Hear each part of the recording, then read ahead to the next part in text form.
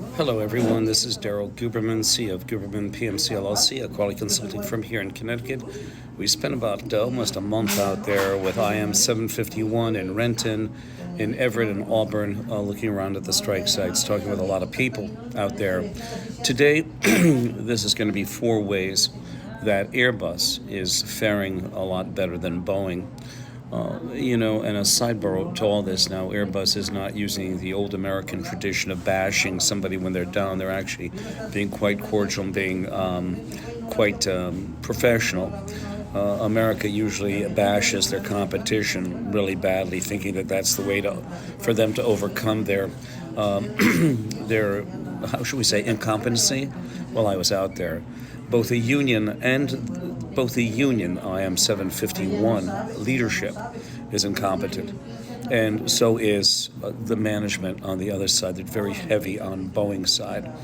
So this today is the 4 ways that Airbus is coping with this mess. Now, I put in a 42-page documentation, especially after I went to see David Calhoun on June 18th. Unbelievable. A 32. You know what they could do? You know what they could do with the $45 million that he's getting? Okay, that they're giving him for failing. That's what they do in this country. If you fail, you get a bonus.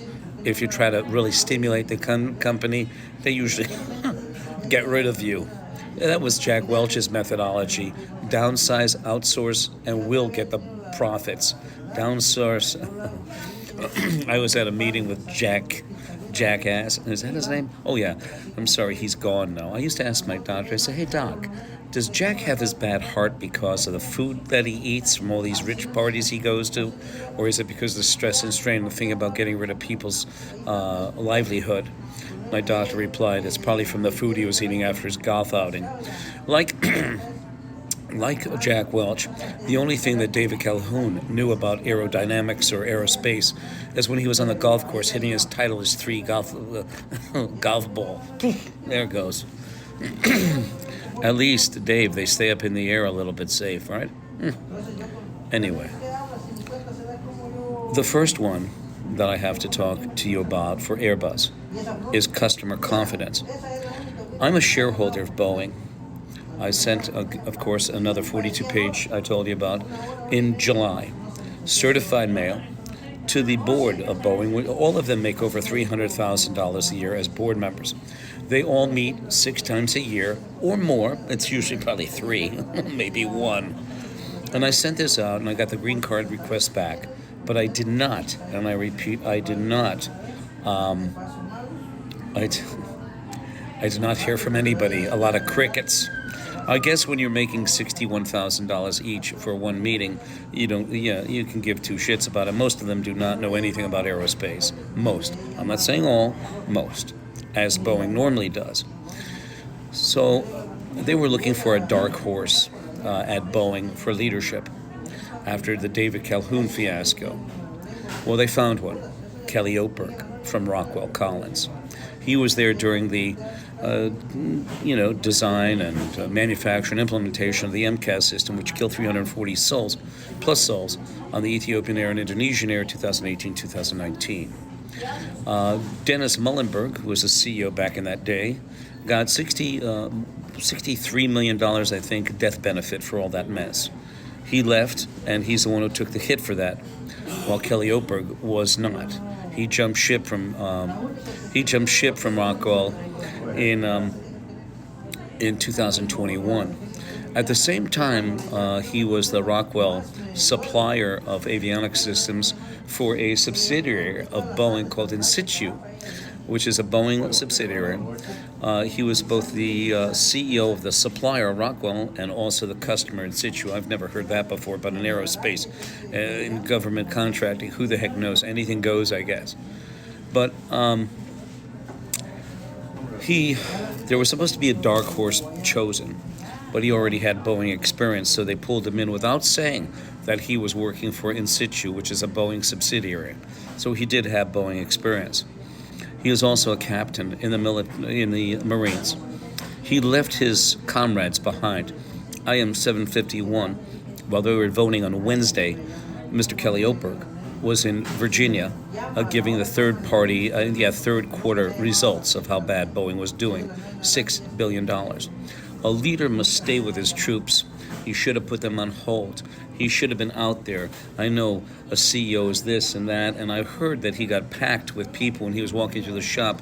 He had to get some security people to move him out because the people crowded him and was questioning him, and he couldn't answer them totally because they were getting a little bit riled up with this mess.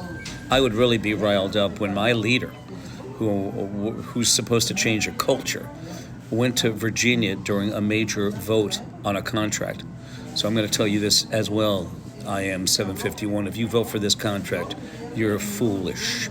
Foolish. I would come out and I'd help bargain for the contract. I was going to stay out there, but I figured that your management is so fucked up, John Holden and all the rest of them, all the way down the line. Okay? They're disgusting. And remember something, the president of your union, like the CEO of Boeing, sets the tone of the company, corporation, or union. The next one is customer confidence with Airbus. You also have coping better with backlog. They are coping better. I know there's a little bit of problems with suppliers like it is pervasive throughout our world, but they're doing a great job. Defense and space, they did have to, Airbus has had issues like Boeing. I think Boeing is billions of dollars in debt when it comes to the aerospace defense deal. In fact, you just had Teddy Colbert jump from defense and space because they're probably going to spin that space division off to someone. I think Boeing is going to do that. The next is stability. They have a lot of backlog, a lot of work. And let me tell you something. I flew on an Airbus going out to Washington State. I flew on one back, and sitting down in that car, sitting down in that plane, it was beautiful both in takeoff and landing. It really was smooth. It was comfortable. Unlike the Boeing, when you hit the ground, you really hit the ground. You feel that, and they say, well, that's the pilots. No, it's got to do a lot with other things that affect the aircraft. So the four ways that Airbus is coping. The thing that I must say about Airbus is that they're not bashers. Is Boeing bashers? Who knows? I have the Boeing shirt on. I have a friend of mine out there who gave me this while I was out there. He's very proud of me being out there supporting IM 751. I want to tell you that Airbus, though, for those of you who are watching this video, and please forgive me, I am 751, between your leadership in your union and your leadership at Boeing, may God have mercy on your soul, on Boeing as a company, and also on those people who fly on these aircraft. For 22 years, Boeing gave up on-site supplier auditing to 2 pieces of paper. I don't make this up. I have the documentation. And look at it this way. If their lawyers send me a cease and desist, I have the proof. They're not going to do that.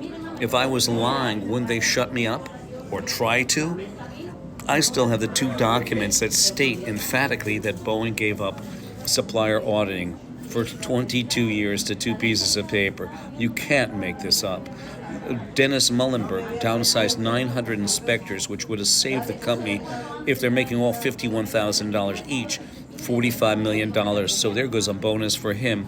How much is Stephanie Pope getting, my friends? How much is Stephanie Pope getting for scraping 2% off the 40% you were asking for, and now they want to offer you 38%? Look at David Calhoun. He got 45% in 1 year. He didn't have to wait 4 years to spread out that 40%. This is ridiculous, it's childish, and you can go for the 40% and get your pension back. Because what they did with your pension money is they probably gave some to Dennis Muhlenberg, $63 million, and they probably gave some to freaking David Calhoun, who was getting $45 million. They all laugh. They're laughing at you right now, I am 751, and so is your management. Don't think for a minute. 203-556-1493 or Daryl, TQRS, @yahoo.com. And my heart goes out to all the membership, rank and file, but your management fucking sucks. By the way, fucking sucks.